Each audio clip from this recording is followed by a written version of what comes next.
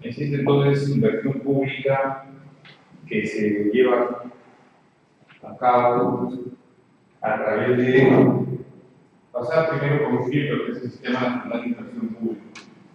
Justo como hacía mención mi compañero, existe deficiencia todavía en los proyectos técnicos, pero la idea en principio es que el UNIT le permita al Estado, por cualquiera de estas representaciones que hemos dicho, sea a nivel de un sector, un ministerio, un gobierno regional, un gobierno local, un gobierno provincial, someter a una evaluación para evitar la eficiencia, la sostenibilidad y el mayor impacto en beneficios de una determinada población de todos estos proyectos de inversión pública. Básicamente, como decía, en este país se requiere que se desarrollen proyectos de infraestructura vial. Cuando ustedes viajan por vía terrestre, la Panamericana, por ejemplo, que es la principal vía de este país, en muchos tramos es una pista como la acá pasada, ¿no? En el oro, ¿no? Dos carriles.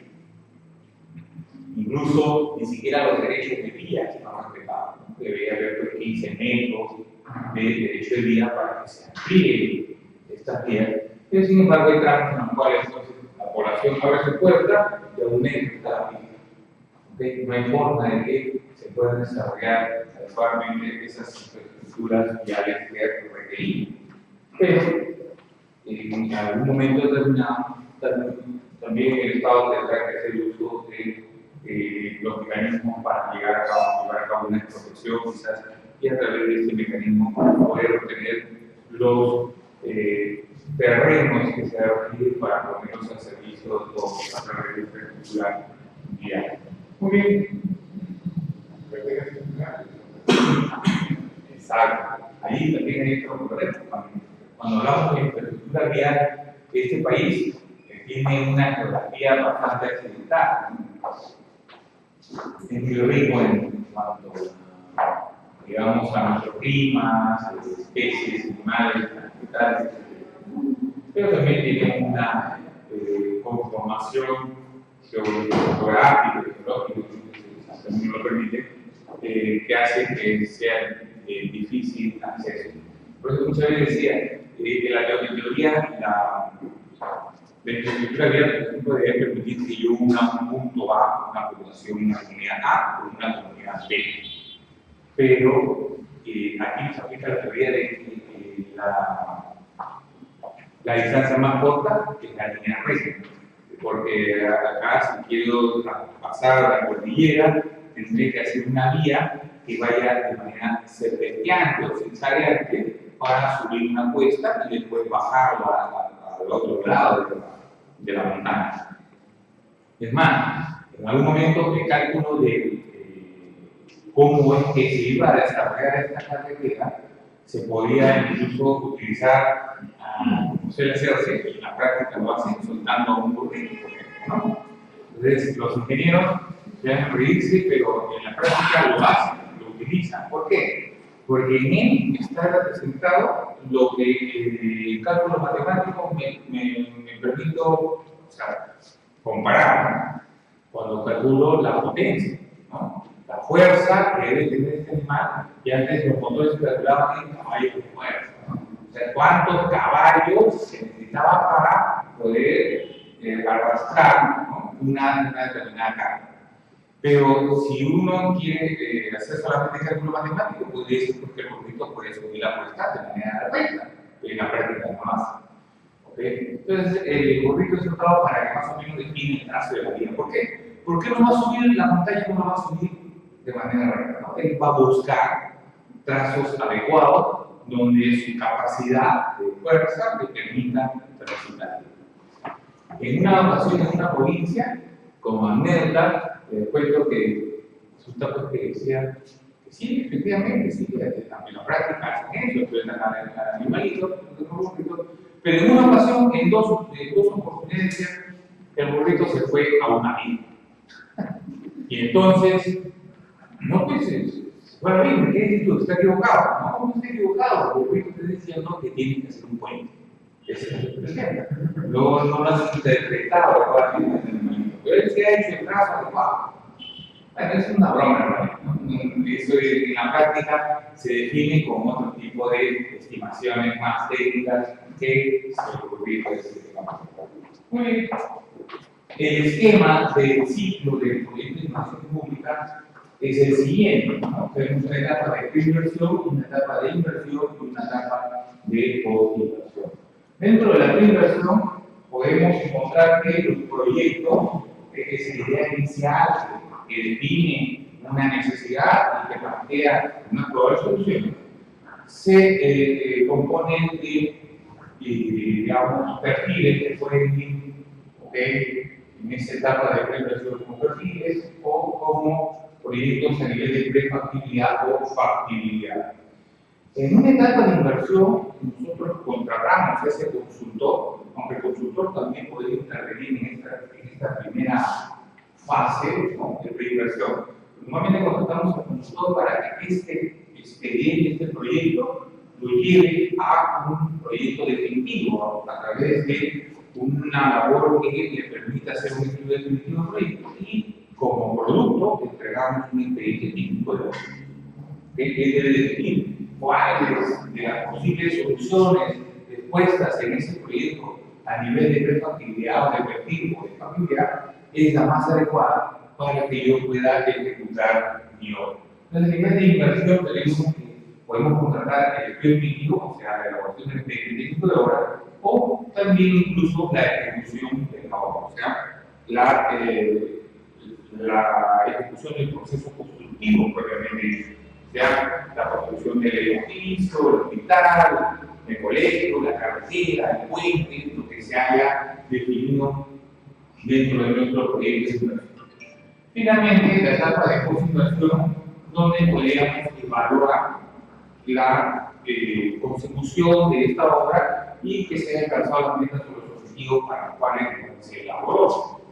En el caso de obras de infraestructura, por ejemplo, se debe definir, por ejemplo, las bases o las subbases de una pista para saber si esta va a poder soportar el tránsito de vehículos, buses o incluso camiones de carga pesada. En consecuencia, definir que va a ser una subbase muy delgada o una base también delgada no me va a permitir definitivamente soportar el tránsito de camiones de carga, porque van a destruir la pista en un breve plazo. Y los objetivos, las metas que se pretendían alcanzar, que es la conectividad de una comunidad quizás a la red vial nacional, esto no va a durar lo suficiente, ¿no? Si yo sé que la carga vehicular también está o se va a ver influenciada por el tránsito de vehículos de gran tonelaje, tendré que impedir este equilibrio, ¿no?, que va a ser una base consistente como para que resista el paso de vehículos de mayor carga. Eso es parte de este proceso de definición de la necesidad, sino que el expediente técnico de obra se define adecuadamente como el. Pero en los trabajos de edificación tiene que tener en coordinación con la concesionaria. Es la que va a dar, por último, le va a dar la aprobación del proyecto. Necesita opinión favorable de los agentes que de una u otra manera se vinculan con la puesta en servicio. Claro, ¿por qué? Porque un poste puede quedar en la punta de un cerro. ¿Cómo le darle el servicio? No va a haber un vehículo que suba a ese lugar, no tiene que ubicarse en un lugar que tenga acceso para que ellos puedan darle mantenimiento. Entonces, ellos son los que van a dar el visto bueno al final. Pero a veces vaya con la entidad que financia la obra. Muchos de esos tendidos incluso tienen cierta cercanía con vías principales de acceso para que puedan tener, ¿no?, para poder hacer mantenimiento, porque si estuvieran todos estos a campo traviesa, digamos, la posibilidad de que se dé mantenimiento periódico se hace menos probable. Y lo peor de todo, o sea, que finalmente contratan el mantenimiento y en la práctica no se da. ¿Por qué? Porque no llegan ahí y no hay quien lo supervise tampoco en la labor propia del mantenimiento, por ejemplo, de de esos tendidos de suministro eléctrico. Muy bien, entonces este proceso va a permitirme que en un momento tenga un expediente técnico y este expediente tiene que ser aprobado. Luego de la culminado el estudio definitivo o expediente técnico detallado, una unidad ejecutora permite al órgano que declaró la viabilidad un formato de SPIN que ya terminado y suscrito en el que informa que existe consistencia en el estudio definitivo o expediente técnico detallado y el estudio de acreditación por el que se otorgó la viabilidad. Entonces debería existir una consistencia técnica. En algún momento, en alguna localidad, no voy a comentar determinado, en Santo, tenían ahí un colegio y en el patio habían considerado piso porcelanato. Ese piso mayoritario, ¿cierto? Imagínense el patio y esa localidad llovía. Entonces yo ya me imaginaba que los alumnos salían a correr, ya pues previstos, ¿no? Con su casco, su polera, todo, para que puedan practicar hockey o algo, o algún otro deporte de esa naturaleza, ¿no? Porque era la única razón por la cual se justificaría que yo le ponga ese piso a ese patio. Entonces, ¿realmente era lo que se quería? No, habían chancado un expediente y habían puesto esa partida. Había una inconsistencia técnica. Lo mismo que en otro expediente también había piso para una vía de comunicación. Habían puesto piso. ¿Qué piso?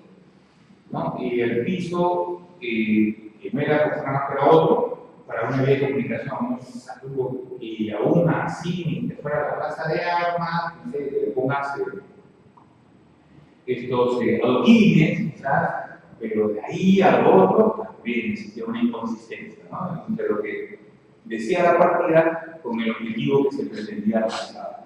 Entonces, ese expediente en realidad pues, debería someterse a esta evaluación para ver que exista consistencia entre los objetivos que pretendes alcanzar para satisfacer una determinada necesidad. Como lo del patio, pero el piso porcelanato no tendría, ¿no?, razón de ser ese piso. Había una razón, una causal para poder, incluso en su oportunidad, pedir la modificación o la reformulación de ese expediente técnico, porque adolecía de un efecto que necesitaba que se reformule. Y si ustedes ven el artículo 13 de la ley, en su quinto párrafo, señala que la entidad tiene una responsabilidad en la formulación de los expedientes técnicos de obra y debe cuidar de los mismos no adolezcan de defectos que hagan necesario su reformulación por errores cuyo, en este caso, inconsistencias en su formulación.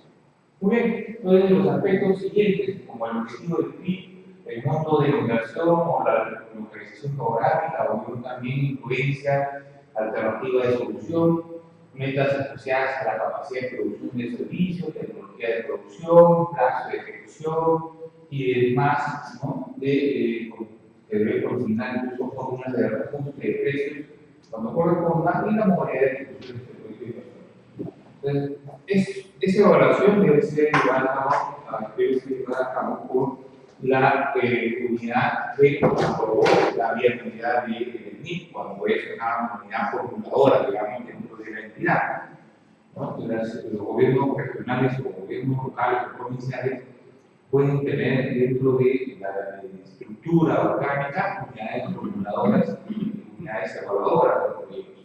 Ellos les corresponde modificar para que puedan dar la aprobación de ese proyecto. En algún caso, a propósito de estas unidades formuladoras o unidades que realizan los proyectos, efectivamente tienen una gran responsabilidad, que es que el proyecto se elabora en la mayor entidad, pero incluso también cuando se encarga un tercero, se trata a un proyectista o a un consultor de obras, ellos también tienen que emitir opinión respecto a la consistencia técnica de los proyectos que se les ponen o someten a su consideración. Aplicación en el Sistema Nacional de Inversión Pública, cuando hacemos inversión, ¿cómo se aplican modificaciones en la fase de inversión, modificaciones no sustanciales, aumento en metas asociadas a la capacidad de producción de servicios, aumento de mercado, por ejemplo?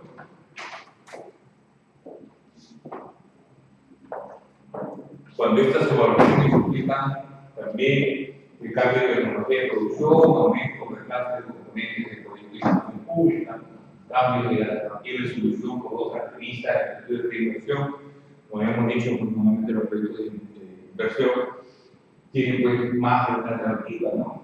2, 3, 4 alternativas, y a veces se establece que una de ellas es más idónea, más adecuada. Esto también podría dar un flujo financiero en este objeto para que se formule alguna modificación. Cambios entonces a la localización geográfica dentro del ámbito de influencia de inversión, cambio de modalidades de ejecución o plazo de ejecución. Puede ser considerada modificaciones no sustanciales, aunque en la práctica, en cada caso, habría que evaluar lo que realmente ha pasado. En una ocasión, a un proyecto que sea para la electrificación y la ubicación, identificado así, la ubicación del centro poblado beneficiario estaba a la margen derecha de la vía panamericana entre los kilómetros tantos. Muy bien, resulta que efectivamente, cuando el contratista fue a ejecutar la obra, no encontró la posición en la margen derecha, sino en la margen izquierda. Entonces, ¿qué había pasado ahí? Definitivamente había un problema en la definición cuando hicieron el proyecto, la memoria descriptiva decía una cosa, incluso hasta los planos. Entonces, ¿qué habían hecho? Yo también me quedé muy preocupado. Así es, es o sea, un caso de mucho que todavía en la práctica muchos de ustedes pueden encontrar y va a ser objeto incluso hasta arbitraje su oportunidad, porque quizás que pretenden, que así ha ocurrido, obligar a ejecutar una obra y no hay forma de que se ejecute adecuadamente si efectivamente, como en el ejemplo anterior, la población está a un lado y te dicen que está a otro lado. O sea, no hay forma de que argumentas a la ejecución de una obra y atiendan efectivamente a los beneficiarios. Esto es una instalación de tendido eléctrico, pero a otro que se refiere a saneamiento, que es otro tema.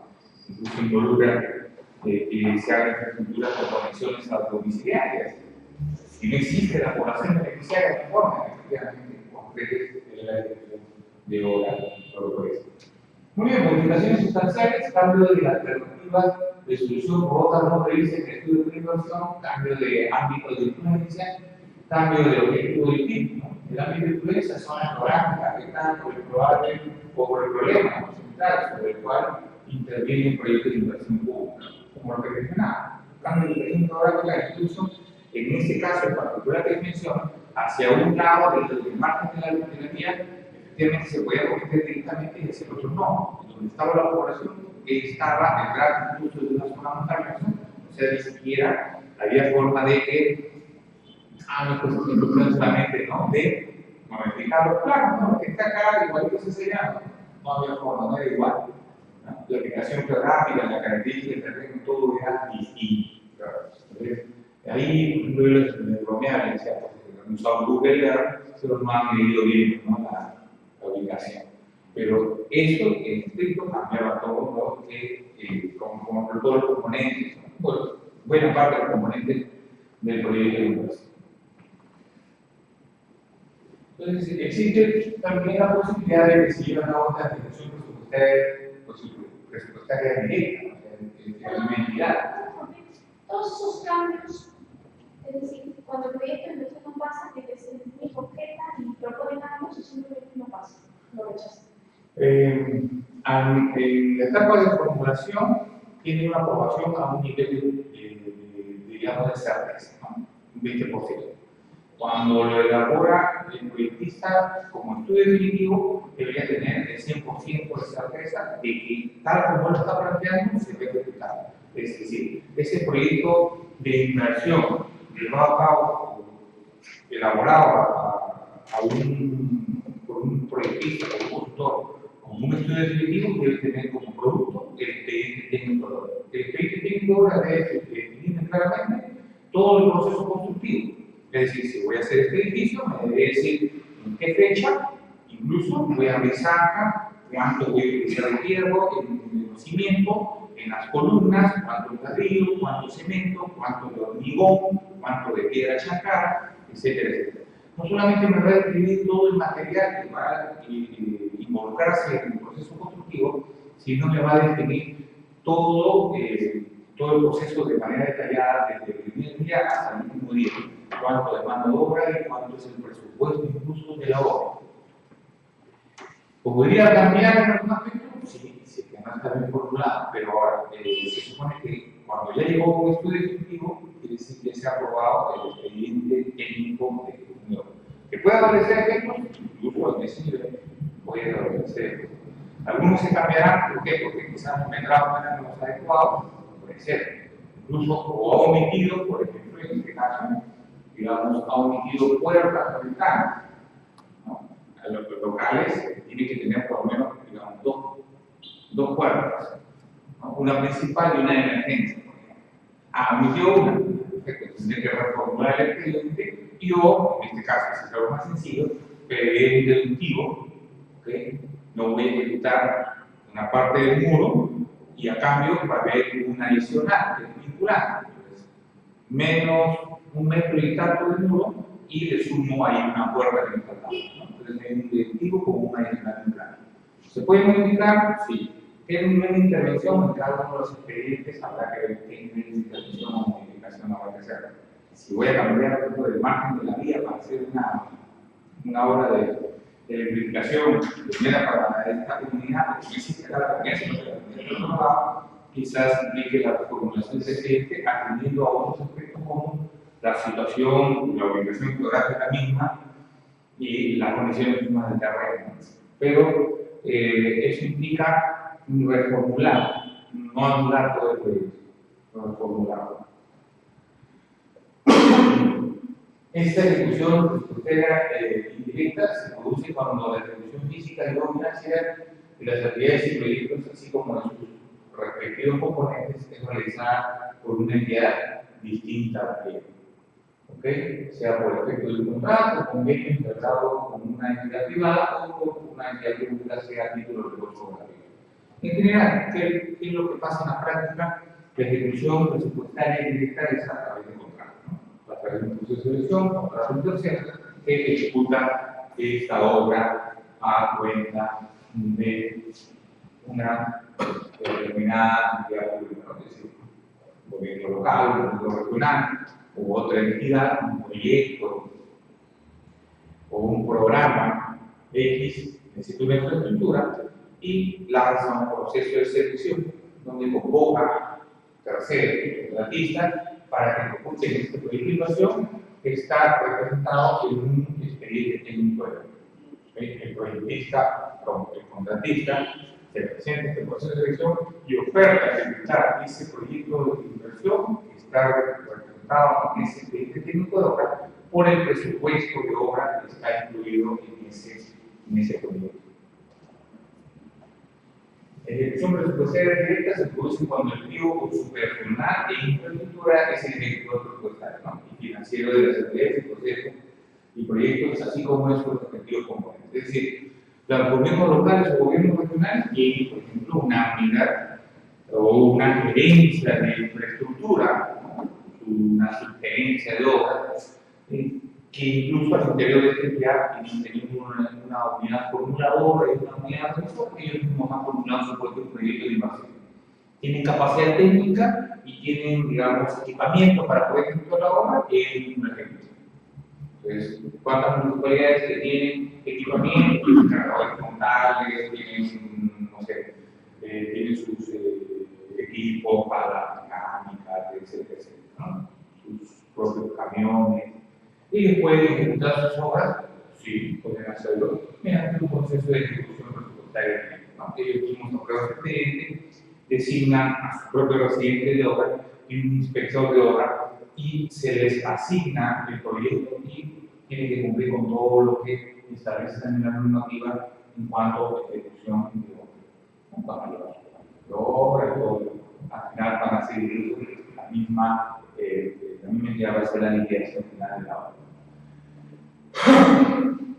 Ahora, respecto a todo este proyecto o este proceso de los proyectos de inversión y las contrataciones del Estado, el expediente técnico de obra nos va a definir aspectos que van a permitir a la entidad supervisar y verificar que efectivamente durante el proceso constructivo se consiga alcanzar metas previstas en este técnico de obra. Pero el técnico de obra tiene una memoria descriptiva, define el problema, las características, cómo es que se va a solucionar a través de la ejecución de esa infraestructura. Tiene especificaciones técnicas, tiene planos de ejecución de obra, está definido o descrito claramente, delimitado la infraestructura que se pretende llevar a cabo. Metrados es a través de ese sistema que se puede estimar, calcular que los avances o la ejecución de las partidas, las diversas partidas, ¿no? Por ejemplo, una partida será muros, ¿no? Otra columna, techo, etcétera, etcétera. Y podré, a través de este metrados, saber cuánto es que se ha ejecutado cada una de las partidas. Muy bien, el presupuesto de obra finalmente resulta ser útil para definir el valor referencial en el cual se ha realizado el proceso de selección para la ejecución de obra. Análisis de precios, calendario de avance de obra valorizado, que en su oportunidad va a permitir que la entidad pueda saber qué es lo que se estima en cuanto a avances y valorizaciones para poder incluso contar con las partidas presupuestarias que en su oportunidad puedan ser comprometidas, delimitadas y pagadas a través de las valorizaciones que se hacen de forma quincenal o mensual conforme se defina en el proceso de selección. Fórmulas polinómicas que van a permitir el ajuste o actualización de sus precios con factores de reajuste y uno de ellos es el índice de precios del consumidor que va a permitir ajustar los precios del presupuesto. Estudio de suelo, biológico, impacto ambiental y otros complementarios que van a también estar definidos en el expediente técnico de obra y que van a permitir que el ejecutor de obra pueda cumplir con lo que se ha propuesto en esta ejecución presupuestal. Se entiende que el proyecto debe presentarse como una solución a un problema. Por ejemplo, se tiene una calle X que no cuenta con vías pavimentales, así como no existen veredas. Paso 1, se identifica el problema de forma precisa. El problema a solucionar en todo caso puede ser este: inadecuadas condiciones de transitabilidad de la calle X. Paso 2 sería identificar claramente las causas del problema. Enfocaremos esta situación con consideraciones técnicas, inexistencia de vías pavimentadas, esa es la causa, inexistencia de veredas pavimentadas, y finalmente inexistencia de sistemas de evacuación de aguas pluviales. Esto último, por ejemplo, en zonas costeras quizás no sean considerados, pero en zonas altoandinas sí, necesariamente. O sea, los drenajes, ¿no?, de las aguas fluviales son sumamente necesarios. Muy bien. De este ejemplo, cuando se plantea la solución, ¿no?, para dotar esta calle X de una adecuada infraestructura que permita mejorar las condiciones de transitabilidad, para ello deberán considerarse la ejecución de dos componentes. Componente 1, infraestructura vial, que implicaría pistas y veredas. Y el componente 2 es el sistema de evacuación de aguas fluviales. Una vez determinadas claramente las componentes del proyecto, se deberá elaborar una estructura de composición del trabajo, como es que efectivamente se va a llevar a cabo la ejecución de ese proceso constructivo para que se pueda culminar su oportunidad el componente 1, que es infraestructura vial, ¿no?, y pistas y veredas, y el componente 2, que es la evacuación de aguas fluviales. Incluso a nivel de ejecución de vías de comunicación, carreteras, por ejemplo, esto estamos hablando de la calle, si fueran vías carreteras, departamentales o regionales, existiría seguramente estos componentes, ¿no? La infraestructura de vías sería pistas, y el componente 2 es el sistema de evacuación de aguas fluviales a través de las tunelas, ¿no? Y quizás, y en algún momento, si fuera necesario, habría otro tercer componente que podría ser un puente.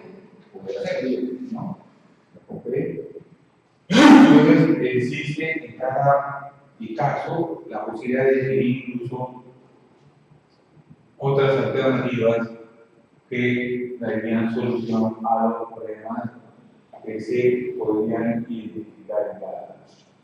Muy bien, en los estudios correspondientes a la fase de creación, los profesionales formuladores del mismo, ¿no?, sustentan mediante un cronograma de ejecución de obras, ya sea por el método CPM o GRAM, que resulta posible técnicamente realizar la fase de evaluación del proyecto en el plazo fijado. Entonces hay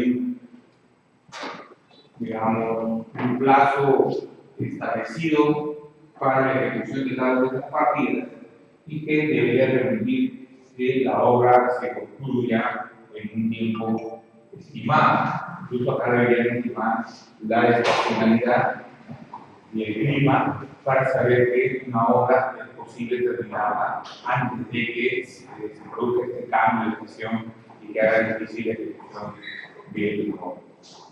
Y yo quiero decir que muchas veces se tiene incluso, se supone un presupuesto inicial de apertura que tiene la prioridad, es un PIA, un presupuesto inicial modificado, el PIB, que le permite saber que efectivamente se puede o se pudo haber incluido, y si incluyó de hecho en su plan anual de contrataciones las obras previstas para ese ejercicio presupuestario.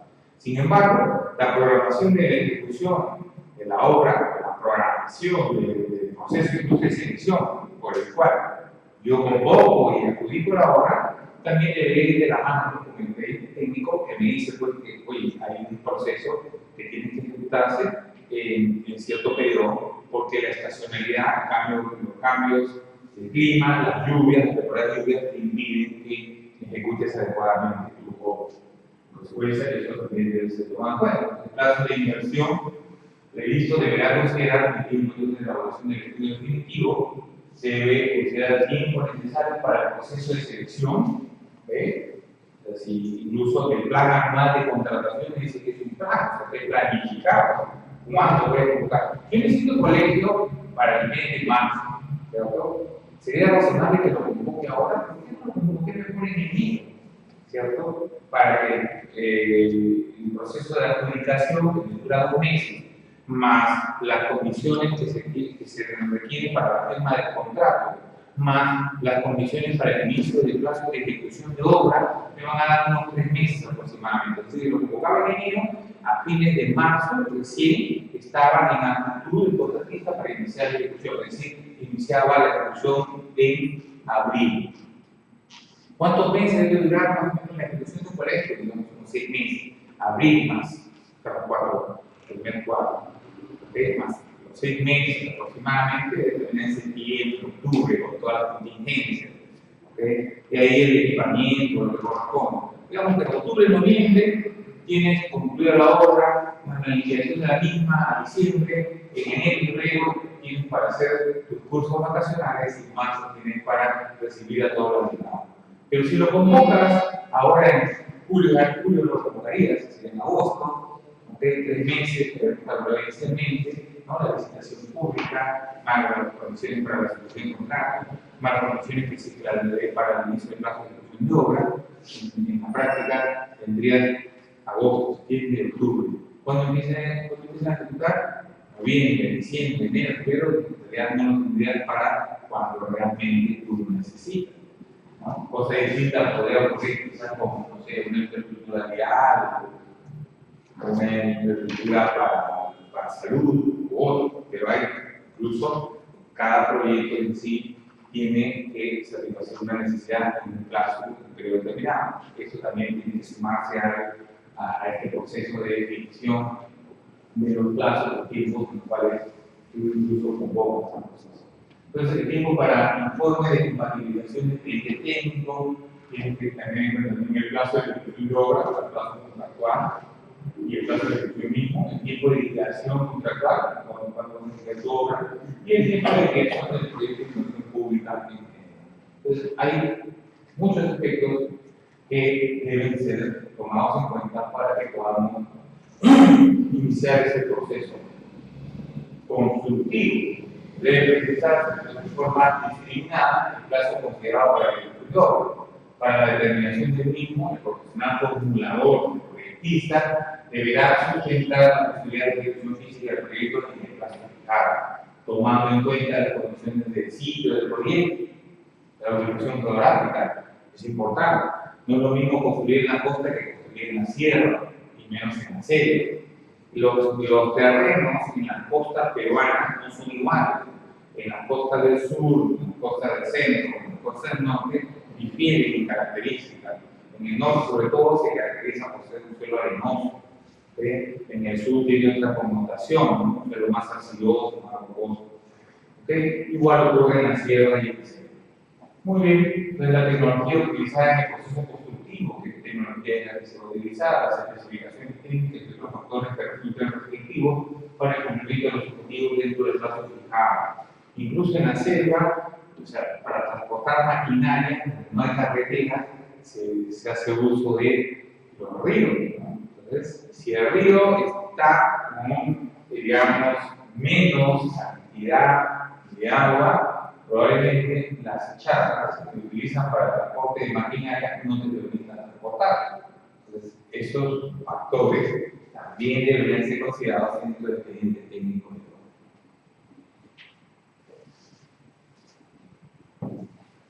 En los estudios definitivos, en esta etapa se debe realizar el mismo análisis que en la etapa de inversión, ¿verdad? Pero con mayor detalle y rigurosidad. Además de presentar un programa de ejecución de obra que sigue siendo referencial a la ejecución, puesto que el ejecutor lo va a adecuar al calendario laboral y a la disponibilidad de recursos, ¿no? Y otros aspectos que en su momento va a tener.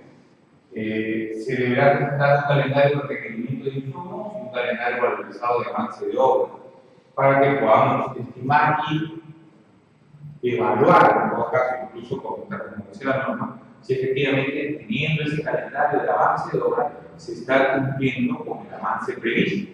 Es decir, digamos, si tuviéramos una obra que se va a ejecutar en 4 meses, ¿ya? Y esta obra se va a ejecutar en 4 meses a la razón del 25% mensual. Imagínense que es perfecto, ¿no? La razón del 25% mensual, efectivamente, el avance esperado, el avance previsto es el 25%. Si el contratista avanza al ritmo de 35%, ¿nos quejaremos? No, ¿no es cierto? Tiene un buen avance. Al contrario, ese avance permite prever que va a terminar en menos plazo, ¿no? de la previsto inicialmente. Ahora, si cumple con todas las especificaciones técnicas, si la ejecución de las partidas se está dando adecuadamente, no habría nada que reclamar. Al contrario, como les digo, está terminando incluso en un plazo adecuado. Incluso, si resulta que habiendo avanzado los 2 primeros meses a un buen ritmo, en vez de sumar 2 meses 50%, ha sumado 2 meses 70%, probablemente le ocurra, no sé, que es una paralización, una semana, 5 días, y me va a pedir ampliación de plazo. Incluso yo voy a evaluar la posibilidad de negar la ampliación de plazo. Mi justificación va a ser que no lo necesites, porque al ritmo que vas está sobrado, te va a sobrar 1 mes. Entonces, no necesitas esos 5 días que me piden, porque efectivamente, si lo retomas el ritmo que tienes, vas a terminar en 3 meses y no en 4, como se había previsto en el avance de obra programada. Pero podría ocurrir algo contrario, que resulta que está programado 25% mensual y resulta que el primer mes avanza solamente 5%. La norma me dice, en un periodo determinado yo tengo que evaluar. Si en este periodo determinado tu obra media avanzada el 80 o menos del 80%, yo debería tener la posibilidad de adoptar una medida. Poder intervenir, ¿no? Hacer una intervención económica, o si no, quizás evalúe y veo que efectivamente el 5% avanzado al 20% de 100% probable, ¿no? Llega al 25%. Podría adoptar por el contrario, porque técnicamente este señor no va a alcanzar los objetivos. O si no, quizás opte por pedirle un calendario acelerado de obra que me demuestre que técnicamente es imposible que se nivele. ¿Ok? Entonces, en su oportunidad, este estudio definitivo con incluso la previsión de este calendario organizado de avance de obra me va a permitir evaluar si efectivamente este proyecto de inversión se va a ejecutar cabalmente con todas las opciones Entonces, existe también un plazo contractual. Para el caso de proyectos que serán ejecutados por contratación, es la entidad la que determine el plazo de ejecución y el autor contratista presenta su programación, ¿no? El programa PSPN, que debe ser concordante con el plazo fijado. Es decir, la entidad me dice, yo quiero que ejecuten mi obra en 180 días. El contratista, al momento de presentar su propuesta, va efectivamente a ofertar sobre ese plazo exigido por la entidad como parte de los requerimientos técnicos mínimos. Es una condición mínima que voy a cumplir. No puedo ofertar más de ese plazo. ¿Menos de ese plazo? Sí. Más de eso no. Entonces, si me dice 180 días, yo voy a presentar mi programación por SPM como contratista y voy a decir si efectivamente oferto con ejecutar tu obra en ese plazo. Una consulta, por favor. El programa para SPM lo presenta como postor o como contratista de un contrato. En este caso sería dentro de la firma de contrato. Ya. Y usualmente en estos programas, es donde también el contratista quiere fijar lo que es, tienes en la ruta técnica de la obra. Claro. Pregunto, ahora, ¿eso lo negocia con la entidad o lo presenta y la empresa lo tiene que aceptar? No, básicamente lo que tiene que cumplir con el plazo ideal. Claro, ¿por qué mi inquietud? Porque a veces me he quedado con la empresa, cuando hay ampliaciones del plazo que se piden, pida, tráeme tu programa para SPM para ver si estamos en ruta crítica. Ajá. Y he advertido que muchas veces el contratista pone un montón de espacio de ruta crítica, que la entidad a veces, no sé si no se dio cuenta, no lo discutió, que a veces no tiene nada que ver con ser ruta crítica. Claro. Pero lo puso como orden crítica y quedamos como parte del acuerdo contractual. Entonces la pregunta es, ¿él lo presenta y puede entrar a una etapa de negociación? No. ¿Ya puede observarle? Podría haberlo observado, sí, pero usualmente ocurre que no. Entonces, ahora, ¿forma parte del contrato? Sí, forma parte del contrato. Si las condiciones de ejecución se dan para que en determinados plazos se cumplan con la ejecución de determinadas partidas. Ahora, digamos, no había forma en que yo ejecute techo, por ejemplo, ahora con 5 números. Entonces hay algo que te traza la ejecución de la columna. No me das los adelantos materiales y estás haciendo un programa que tienes que darme adelantos materiales para justamente cierre. Eso va en su momento a afectar a la importancia. Porque voy a avanzar muros si quieres, pero no voy a ir un momento que es todo el muro y no tengo cómo hacer columnas. Y recuerda, lo que tiene que ver con una Claro. Porque tienes un programa de avance que está preestablecido. Es más, tú lo pides con tiempo y el que hace muchas veces ocurre eso. Entonces, cuando tienes que pedir ampliaciones de plazo, porque efectivamente, oye, te pido con tiempo, no me lo resuelves y ya llegué a un tope, no hay más, no hay frente, ¿dónde yo siga trabajando? O sea, ya, mientras no voy con una buena y levanto un muro. Pero ya lo que todo el mundo, no hay nada más que hacer, no puedo seguir para arriba, podría seguir levantando un muro, pero seguir en el segundo nivel. Pero como no puedo llenar columnas, no puedo comprar, no puedo techar, no puedo seguir avanzando. Eso sería una buena medida. Y eso se debería decir en el expediente y en la firma de contrato cuando presento mi plazo. Entonces, esto presenta, como la red de programas, incorporando con el plazo fijado, que se presenta en días, de igual forma, puede adjuntar un programa de ejecución gran y se deberá elaborar un calendario valorizado de control y un calendario de requerimiento de insumos. Todos estos documentos serán documentos de carácter contractual. Es decir, efectivamente, cuando lo exigen para la preparación del contrato, lo presento, no se ha cuestionado, ¿ok? Entonces ya forma parte del contrato. ¿No? Tal cual, cuando forma parte del contrato, y propuesta en económico. Bueno, en este momento me pides este documento que fija plazos para la ejecución, ¿no?, del proceso constructivo mismo, te lo presento, firmamos un contrato, que es parte de los anexos del contrato y es el mismo contrato con el cual vamos a regir todo el proceso constructivo. Presupuestos adicionales de obra. Y esta imagen la traigo a colación para poco reforzar todas las ideas de lo que venía a hablar. ¿Bien? Objetivo y percepción. En realidad, lo que se trata es la entidad, cuando tiene una idea, esta es la idea de lo que va a solucionar mi problema. Este es mi colegio, este es mi hospital, este es el edificio administrativo que necesito. Y como cuando yo les decía, quiero hacer mi casa, mi patio, mi sala grande, mi cocina chiquita, porque no sé cocinar, pero tampoco sé que para qué cocinar chiquita, ¿no? Por ejemplo, mi idea de lo que debe ser mi casa. O quizás no, mi cocina grande, porque dice que me encanta la cocina, cocino muy bien, me gusta bien, y me gusta pues, cocinar a todo lo que viene de visita. Esa es mi percepción. Pero esa idea que tengo yo, esa es la misma idea que puede tener el día y que la esposa, a través de su expediente de contratación, en su oportunidad, antes de tener este técnico de obra, le va a decir al proyectista, a ese consultor, al tercero, le dice: mira, esta es mi idea, hazme mi expediente técnico de obra, hazme el estudio definitivo. Pero se supone que por esta idea debe salir el mismo producto, ¿no?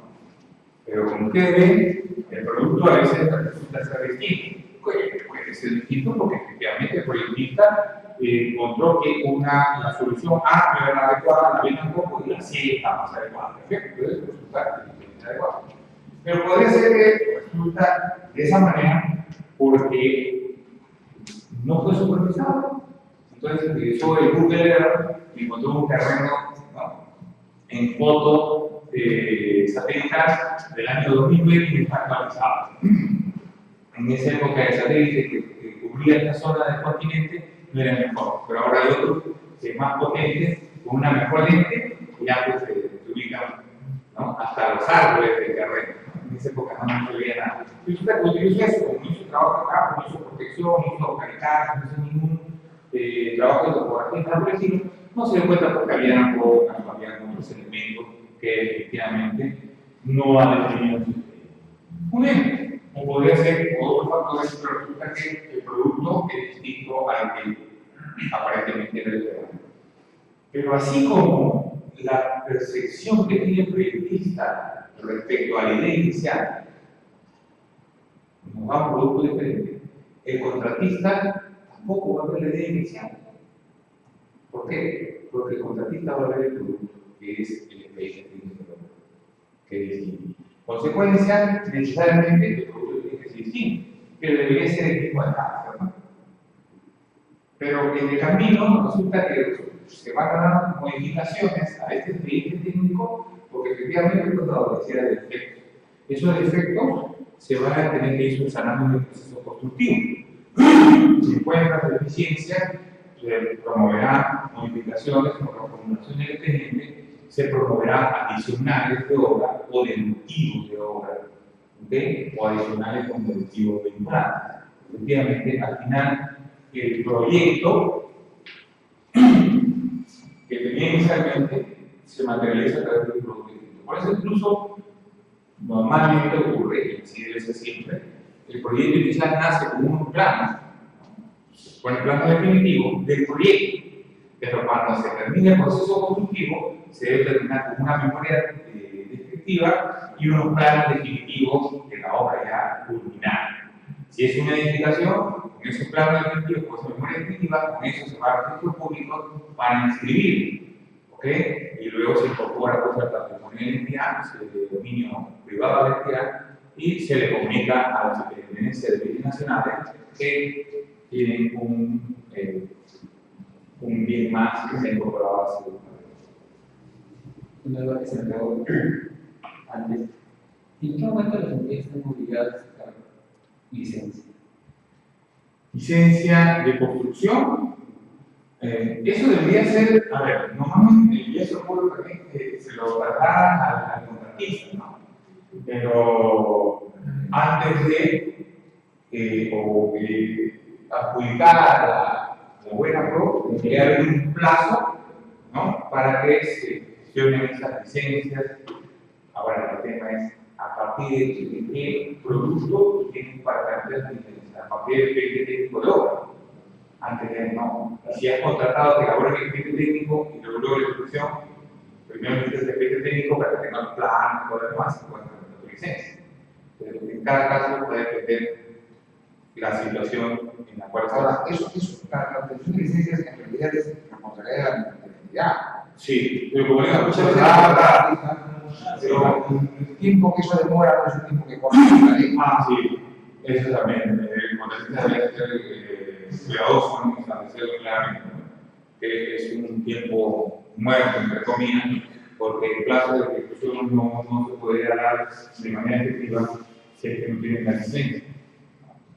Pero debería ser con cuenta de entidad para que eso sea un parámetro justo, ¿no? Y los plazos efectivamente se computen a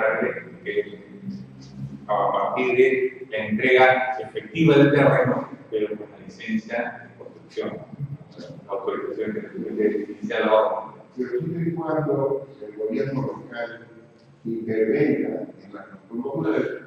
Si es el mismo municipio, sí, pero no es más fácil. Pero si es un gobierno regional o subregional, O otra entidad que está dentro de una área geográfica y no tiene nada que ver con el gobierno local, ni regional, ni provincial. Entonces, que no cumple con los parámetros urbanísticos, ¿no? O algún otro aspecto, y resulta que no dan licencia. El hospital de niños, por ejemplo. El hospital de niños, por ejemplo, tampoco Sí. Un tiempo tuvo cierta resistencia, ¿no?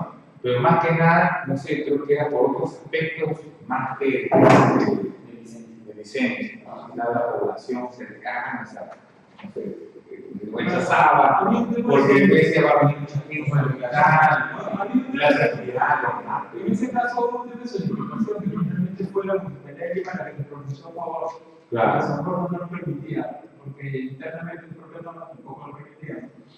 Y fue la municipalidad de Lima la que se pronunció dando los datos.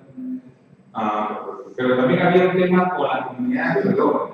Independientemente de ese problema técnico que efectivamente existía, había cierto rechazo por la residencialidad. Sí, la residencialidad, ¿no? Es decir, que había ese espacio no urbano, más tranquilo, más de urbanización y que se iba a un espacio más público con la transitabilidad de pacientes y, ¿no? En realidad, pues es complicado, trae consigo un contingente de personas que acuden a él, la vida apacible, la rutina se va a ver transformada, se ve. Sí, pues, Una consulta, si no hay licencia, no puedes hacer la obra. No, porque la municipalidad viene la paraliza. ¿Qué pasa? Pues se cobra finicia, sí, la gente y a medio camino están ahí parchando, ¿no? La que no es una ejemplo de eso, de estar sin licencia. Imagínense, y es una obra de envergadura. Y cualquier obra es una obra de envergadura. La municipalidad fue, pero 1 o 2 días para realizar, porque fue como un tema de gobierno también. Más que nada había ya también una comunicación política, porque en realidad quien hacía la obra era el sector salud. Entonces, no era la municipalidad, no era la metropolitana, era el gobierno nacional. Él estaba ahí buscando la ejecución de ese proyecto. Pues, en algunos casos se cuenta con un apoyo, si no funciona. Muy bien, presupuestos adicionales de obra. Contratos de ejecución de obra pública pueden tener consigo adicionales de obra cuando se requieren obras complementarias, ¿no? Que implica pues, que se tengan que ejecutar partidas nuevas, no se había previsto, había una omisión. Una omisión célebre, por ejemplo, puede contar una. Célebre porque la obra inicial significaba unir una comunidad con otra, eran chulucanas Campo Grande. En el norte se conoce como el kilómetro 21. Entonces, esa obra estaba valorizada en 60 millones. La omisión, una partida pequeña, 30 millones. ¿Qué se ha olvidado? El puente. Imagínate que el ancho, ¿no? Se mide por el ancho, la luz que existe de una y otra, digamos, orilla del río. Imagínense la amplitud para que cueste 30 millones. Entonces, la omisión era pues, del 50% del presupuesto inicial. Entonces, en ese momento, el presupuesto se veía severamente afectado. La sensibilidad del proyecto, porque ahí también ya tienen que evaluar. En ese momento, el SNIP era otro, no era el actual. Estamos hablando del 2011, más o menos en el verano del 2011, y tuve que emitir una opinión para que se resuelva el problema, porque yo creo que es muy importante. Esto no se ponga revivió. Yo pensé que había llevado burrito. No, no me importa, ese burrito no era antiguo, ¿no? Entonces, no. ¿Y qué resulta? Que efectivamente el proyecto 60, la adicional número 1, 30 millones. Hasta ahí, incluso la norma me dice que voy a aprobar eso hasta el 50%. Más del 50% tenía que lo poder votar. Y, como se era de esperarse, vino una adicional número 2. El adicional número 2 era de 1 millón y pico, nada más, algo así. Pero ese 1 millón y pico ya hacía agua, porque pasó el 50% y no había forma que legalmente se pudiera votar. Entonces, ¿qué es lo que correspondía en ese momento? Bueno, a ese nivel ya era declarar la nulidad de los poderes que compraron y replantear totalmente el proyecto. Ahora ya una posibilidad. Bueno, fíjate, vamos a adicionar el 50% y es ahí, digamos, se prueba trabajando por la Contraloría y todo, ¿no? Sí, claro, porque ya hasta el 15% lo más directo y el 35% bastante de Contraloría. Y de ahí se te presenta un adicional de un 1%. Ya no pasa. Y ahí se tiene que resolver un voto y claro, no es que la obra vas a pagar lo que has hecho, Claro. ¿no? Lo que se valorizar se paga y llamar a una licitación nueva. Ah, sí. Pero tendré que reformular todo el expediente completo para incluir todas las partidas que se habían cometido, porque efectivamente se habían incluido varias partidas. Y de verdad, todo, sí, definitivamente, ¿no? Porque para que se olvide un puente de esa magnitud, no es poca cosa. Pero que sí, existe pues verdad que hay partidas nuevas, en este caso, o existe mayores de trabajo, ¿no? Y en pistas, en carreteras, eso también ocurre, ¿sí? Que puede efectivamente resultar que se han estimado menos mercados que realmente se ejecutaron. O bien, eso puede dar como consecuencia que se aprueben estos edificios, ¿no? También mayores mercados, directamente en la partida subvenga el expediente técnico de obra inicial. Esto va a implicar que tengamos que aprobar un presupuesto adicional de obra. ¿Okay? Para ese adicional necesita que la entidad encuentre y apruebe una partida presupuestal para poder aprobar los adicionales que se pretenden. Presupuestos adicionales, ¿cuáles son causales? Hechos imprevisibles y hechos fortuitos con esfuerzo mayor o actos administrativos para solucionar deficiencias del expediente técnico. Muy bien, la mayoría de los casos es lo segundo, actos administrativos que se dictan para solucionar los expedientes técnicos ahora que han adolecido algún defecto en su formulación. Por eso empezamos esta presentación desde como desde el principio, desde la formulación, desde cómo nace la idea y cómo es que vamos encontrando soluciones a problemas que se han planteado, ¿no? En el final, donde le contaba temprano, porque tiene un problema, no hay agua, todo lo que tiene, ¿ok? Es por hora. Entonces necesitamos una solución. ¿Cuál es la solución? Y lo comentaba en ese momento ahí. La solución es encontrar fuentes hidrográficas que me permitan captar el agua que necesito. Ahora, ¿quién aplicar el expediente técnico de obra a este problema? Él tiene que hacer una protección, tiene que buscar dentro del ámbito geográfico cuál es la fuente hidrográfica más adecuada para obtener este recurso de manera permanente, ¿no? ¿Cuánto río, laguna, dónde hay? Cachillas, él lo que va a hacer es el constructor va a hacer eso. Y que plantear como solución que vamos a captar agua de tal sitio, ¿no? Y lo vamos a llevar a otro sitio. Yo recuerdo en el caso de Moquegua, hay un proyecto que es el proyecto Pasto Grande, ¿no? De las alturas de Moquegua. Moquegua solamente tiene 3 provincias. Creo que es una de las regiones menos complicadas de este país. ¿Ya? Y las 3 provincias están a la costa y entre los, digamos, 300 y 1500 más o menos metros está el Manitaniel, y sobre los 1500 para arriba está Sánchez Cerro. En la zona de Sánchez Cerro es donde está la zona, digamos, altiplánica, ¿ok? Y ahí está la zona del Pastoral. Ahí hay fuentes hidrográficas importantes que servirían para irrigar los valles en la zona costera, para mejorar la capacidad de los cultivos. Los principales cultivos es, digamos, los olivos, las uvas, todo, ¿no? Que hacen de esa zona, por ejemplo, generosa y rica en piscos y en aceituna. Son fuentes hidrográficas ahí, en la zona más grande. Provienen de glaciares, ¿no? No tiene mucho en esa zona. ¿No? Más alto, pero sí hay. Porque estaba leyendo que hay proyecciones que de cada unos 15 años sin vez nada, los glaciares van a disminuir. Acá en Sudamérica, en algunos temas en Perú, hasta 20-25%. Sí. Entonces, están haciendo estos proyectos, están desarrollando para captar ese recurso hídrico.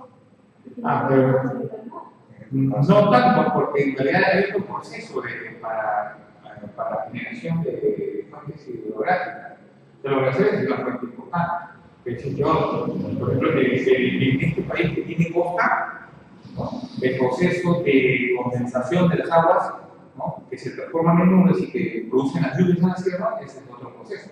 Es un proceso cíclico, regular, y que siempre se da. Entonces, hay varios procesos ahora, por ejemplo, hay la situación en cuanto a, digamos, el clima. El clima es húmedo, es frío, todo, pero en realidad, cuando uno vuela en avión puede percibir prácticamente que subes esa capa densa y arriba las nubes blancas. O sea, el sol sigue ahí, ¿ya? Está oculto a nuestros ojos, pero está ahí. Entonces, ese proceso de condensación de agua, nubes y lluvia y todo lo demás sigue dando. Claro, la intensidad en todas las regiones es igual. Claro, el ciclo de lluvias se supone se da cuando acá estamos en verano, que ya se da. ¿Okay? Ahora, si nos quedamos sin glaciares, obviamente vamos a tener que pensar en cómo establecer algunos reservorios, represas o algún otro medio que permita conservar ese líquido y que no se incurra sencillamente por la causa de los ríos hasta la costa y se pierda. Va a cambiar un poco nuestra forma de ver la vida. Todavía somos un país privilegiado, pero definitivamente el cambio climático nos va a golpear bastante a los países latinoamericanos que tenemos una comunidad. Prestaciones adicionales a los servicios de supervisión de obra. Solamente para ver un enfoque general de la unidad, eso lo vamos a ver más a detalle en la siguiente sesión. Modificaciones a los contratos de ejecución de obra y servicio de supervisión. ¿Por qué se presentan modificaciones? Por adicionales de obra, ¿no? Presupuestos adicionales de obra o ampliaciones de plazos, mayores generales también, y otros. Entonces, estas modificaciones a los contratos de obra también van a implicar que se modifiquen y se produzcan quizás incluso adicionales de servicio de supervisión. Es decir, si yo, por ejemplo, en el caso de la carretera, si tengo que ejecutar una partida como este puente, necesito también un plazo para ejecución de esta obra complementaria y necesito también que se supervise esa obra complementaria. En consecuencia, la supervisión va a sufrir también una modificación en su contrato con adicionales del contrato de supervisión. Presupuestos adicionales de servicios de supervisión de obra también se van a requerir para que pueda servirse por este servicio. Ahora, en algunos casos existe que estoy ejecutando la obra y resulta que hay una paralización, una semana, en el segundo mes de ejecución. Si hay una paralización, el supervisor supervisa, ¿no? Ahora, esta semana he paralizado en estricto, voy a pedir una ampliación de plazo para poder completar mi ejecución. Pero el supervisor que no supervisó acá va a supervisar acá, en la última etapa de ejecución, porque digamos que cuando no avanzado arriba. Pero en esta etapa, donde no se ejecuta esta semana y queremos un supervisor, de acuerdo al tipo de contrato, ¿qué va a cobrar? ¿Okay? Si cobran por avance de obra, cobran por periodo, por mes, ¿no? Si cobran por periodos mensuales, no estimados en avance de obra, acá va a cobrar el 100%. De acá, digamos, facturó 20.000 soles, acá tenemos que facturar 20.000 soles. Pero efectivamente ha prestado el servicio que se esperaba, no. Y acá, cuando se amplía el cronograma, va a cobrar por lo mínimo, que no supervisión de semana. Sería observable, porque va a depender del contrato. Porque probablemente estés pagando 2 veces la misma supervisión. Ahora, una consulta. A veces está el supervisor, claro, depende siempre del tipo de contrato, pero a veces el supervisor se le pagará con el mismo porcentaje como vaya avanzando Ajá, de acuerdo al avance de a la valoración del contratista. O sea, el contratista avanza 10%, le pago 10%. El contratista avanza 15%, le pago 15%. Y no dicen más, o sea, dicen simplemente el contrato de supervisión tendrá 100.000, 1 millón, es el contrato del contrato. Y se le pagará conforme el avance de obra. Perfecto. Pero se le presentó este pequeño problema. El contratista pidió ampliación de plazo por alguna razón que no pudo ejecutar en un momento determinado y el supervisor no se va a su casa. No. El supervisor sigue en el campamento. Entonces el supervisor dice, oye, ¿y quién me va a pagar estos 20 días, 30 días, que no hay nada? Y ahí entran, en lo que es instrucciones fuertes, de las entidades comienzan a decir, no, un ratito, tú tienes derecho solamente a que te paguen conforme avance y ese es el monto. Ajá. Y en realidad el supervisor, es más, he visto casos en donde el supervisor ha dicho, oye, no hay nada que supervisar ahorita, permíteme suspender el contrato de supervisión, o sea, suspender durante este tiempo, el derecho no, compadre, tú sigues sentado ahí, porque no sabemos cuándo se va a reactivar. Entonces, pero es el costo. Claro, hay un perjuicio en todo caso si es que no se le reconoce, por ejemplo, gastos generales.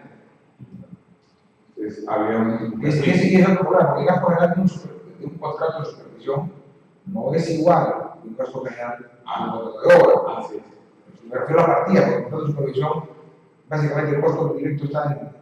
O sea, el principal tema es el supervenal. Así es. Perdón. Sí, es bastante complicado que se pueda equipar. Sí, vamos a discutir un poco más ampliamente eso de acuerdo al tipo de contrato de supervisión, pero efectivamente la connotación del proceso constructivo con sus altas y bajas, por ejemplo, con sus paralizaciones, afecciones y otros más, también afectan a la supervisión. ¿Cómo se paga? Eso vamos a discutirlo en la siguiente sesión un poco más amplia. Muy bien, causales de presupuestos adicionales de servicios de supervisión. Casos distintos a los de adicionales de obra, pueden ser variaciones en el plazo de obra o variaciones en el ritmo de trabajo. Puede ser otras causales, como adicionales de obra propiamente dicho, casos distintos a adicionales de obra y otros que podrían presentar. El proceso constructivo no es un proceso que matemáticamente se puede decir que se va a ejecutar sí o sí. El proceso constructivo en la práctica puede presentar diversas situaciones o circunstancias que puede ser que se paralice, que puede ser que se amplíen plazos, que las paralizaciones se dan por diversas circunstancias, no necesariamente por voluntad del propio contratista, o incluso por demora de la misma entidad en pronunciarse respecto a unos pedidos con requerimiento del contratista. Entonces, el proceso constructivo en sí, a diferencia de los contratos de bienes, suministro de bienes o prestación de servicios, tienen, si lo viste, una mayor complejidad que en su momento tenemos y vamos a evaluar.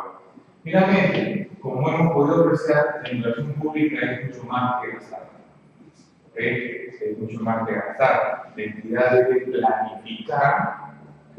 planificar la ejecución de un proyecto de inversión pública. Debe establecer adecuados mecanismos de supervisión para la elaboración incluso del expediente técnico de obra, para que finalmente, si el encargo de la elaboración de un proyecto o la elaboración de un expediente técnico de obra, va a demorar 1, 2, 3 o 4 meses, durante ese proceso yo supervise a quien está elaborando, para que efectivamente, si las primeras semanas va a ser trabajo de campo, efectivamente hasta eso yo supervise, efectivamente vaya a terreno, vaya a hacer los trabajos de prospección, si es que va a ir si va a hacer un puente, para que efectivamente pues haga la prospección en el lecho donde se van a sentar, digamos, los pilones o las bases para el puente, ¿no? Tiene que hacer prospección, quizás a 5, 6, 7, 8 metros de encontrar roca. Y si no encuentra roca a esa distancia, tendrá que seguir cavando hasta que efectivamente encuentre algo sólido sobre la base del lecho del río, para que pueda establecer en su expediente técnico, efectivamente, es a esa profundidad donde se van a sentar las bases del puente. O optar por otro sistema, ¿no? El sistema de tensión, pilotaje, ¿no? Para que pueda ya no optar por los primeros, sino por los segundos, como alternativa ante la insuficiencia de encontrar roca sólida, por ejemplo, en el lecho del río, u otra alternativa técnica que sea viable en este proceso de construcción. Muy bien, el día de hoy nos vamos a quedar hasta acá. Les agradezco por su participación. Nos vemos el día lunes.